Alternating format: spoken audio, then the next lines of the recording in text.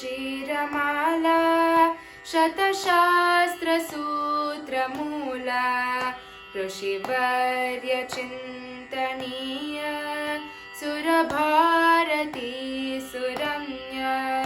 श्रुतिसूक्तरुचिरमाला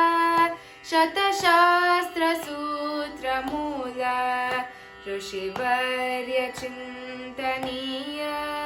सुरभारती सुरम्या श्रीरामकृष्ण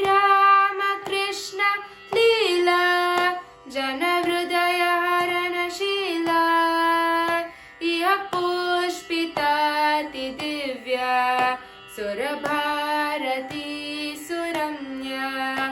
इह निरुपमा कवीन्द्रा देवोपमा मुनीन्द्रा त्रैलोक्यवन्दनीया सुरभारती सुरम्या यो भारतस्य महिमा भुवि गर्जति अगरिमा तच्चन्मदाति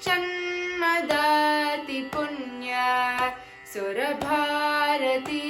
सुरम्या इयममितसुगुणधन्या इयमखिल विबुधमान्या सुहिताय से